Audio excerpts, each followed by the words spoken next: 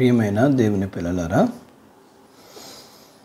ప్రభువైన యేసుక్రీస్తు వారి పేరిట మీ అందరికీ శుభాభివందనాలు తెలియజేస్తూ ఉన్నాను. ఈ ఉదయకాలం దేవుని వాక్యాన్ని చదువుకుందాము. కీర్తన గ్రంథము 27వ కీర్తన 5వ వచనం.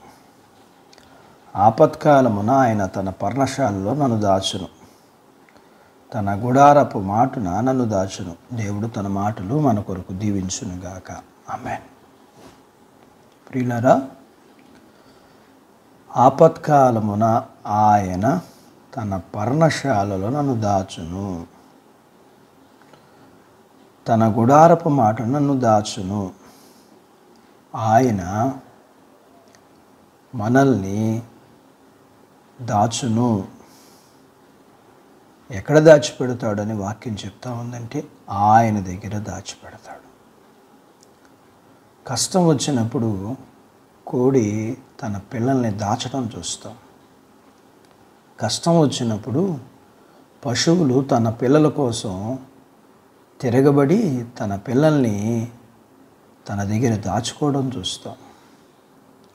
భయం వేసినప్పుడు పిల్లవాడు అమ్మ కౌగిల్లోకి వెళ్ళి దాగుకోవడం చూస్తాం. భయం వేసినప్పుడు పాము పుట్టలోకి, కుందేలు బండలోకి, పక్షి గూట్లోకి దాక్కోవడం చూస్తాం. ఇలా సృష్టిలో ప్రతివారు, ప్రతి జీవి కష్టం, భయం వచ్చినప్పుడు చాటుకు వెళ్ళి దాగుకోవటం చూస్తాం. మరి దేవుని బిడ్డలమైన మనం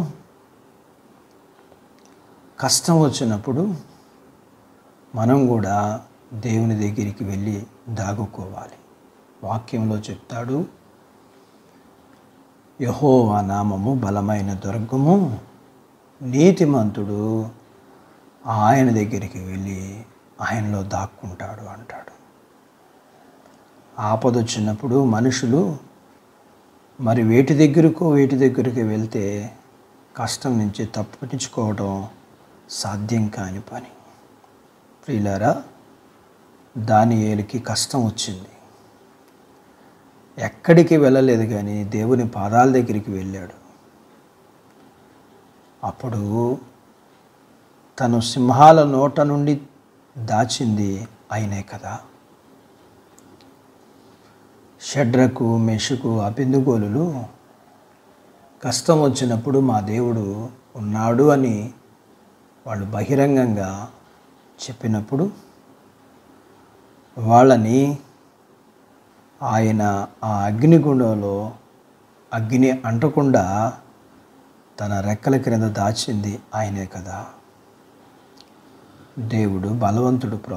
ప్రియమైన దేవుని బిడ్డ, ఆయన ఎంతటి బలవంతుడంటే ఈ భూమి మీద తనకిష్టం వచ్చినట్లు చేయగలిగినంత బలవంతుడు. కాబట్టి దేవుడంటే నమ్మకం కలిగిన ప్రతి వారము కష్టం వచ్చినప్పుడు కృంగిపోకుండా తప్పనిసరిగా మనం దేవుని దగ్గరికి వెళ్ళి దాగుకుంటే ఆ కష్టమును దేవుడు తప్పించి మనకి మేలు చేస్తాడు. తన యందు నమ్మిక ఉంచిన వారిని, తన దగ్గరికి వచ్చిన వారిని కాపాడి భద్రపరిచి ఉన్నత స్థాయిలో ఉంచేవాడు కదా మన దేవుడు. నయోమి కష్టకాలంలో దేవుణ్ణి విడిచిపెట్టి, దేశాన్ని విడిచిపెట్టి సమృద్ధి కోసం వెళ్ళి నష్టపోయింది. భర్తను పోగొట్టుకుంది, బిడ్డలను పోగొట్టుకుంది. మరలా తిరిగి అదే దేవుని కిందకి, దేవుని రెక్కల క్రిందకి, దేవుని దగ్గరికి వచ్చినప్పుడు మరలా ఆయన ఆమెను చేర్చుకుని ఆమెను దేవుడు దీవించాడు. ఈ ఉదయకాలం నీవు నయోమి వలె కాదు కానీ తిరిగి వచ్చిన నయోమి వలె, దేవుని బిడ్డల వలె మనం కష్టంలో కృంగిపోక, పడిపోక, ఓడిపోక, దిగజారిపోక దేవుని దగ్గరికి వచ్చి ఆయన కష్టంలో నేను భద్రపరిచి తన రెక్కల క్రింద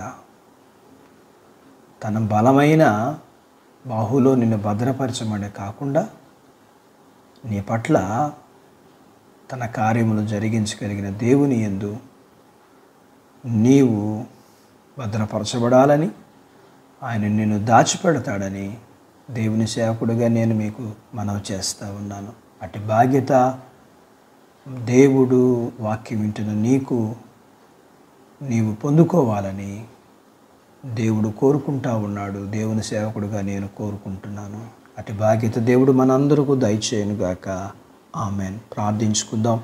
ప్రేమ కలిగిన మా ప్రియ పరలోకపు తండ్రి, వాక్యం వింటున్న మీ ప్రియ పిల్లలందరూ ఈ విషయాల్లో కష్టం వచ్చినప్పుడు కృంగిపోక, పారిపోక, కష్టములో మీ దగ్గరికి వచ్చి ఆపత్కాలమున నమ్ముకొనదగిన సహాయకుడు అని, నీవు సమస్తమును సాధ్యం చేయగలిగిన వాడవని మీ పిల్లలందరూ కష్టములో మీ దగ్గరికి వచ్చి, మీ రెక్కల నీడ క్రిందకు వచ్చి, మీ చేత భద్రపరచబడి మీ కార్యములు వారి జీవితాల్లో అనుభవించినట్లుగా అట్టి నిబ్బరమైన హృదయాన్ని, మిమ్మల్ని ఆశ్రయించే హృదయాలను, మీ రెక్కల క్రిందకు వచ్చే హృదయాలను పిల్లలందరికీ దయచేయమని, వాక్యం వింటున్న మీ పిల్లలందరి కుటుంబాల్ని, వారిని వారికి కలిగిన అంతటిని దీవించమని యేసు ప్రభువారి నామములో స్తుతించి ప్రార్థించి వేడుకుంటున్నాను తండ్రి. ఆమెన్.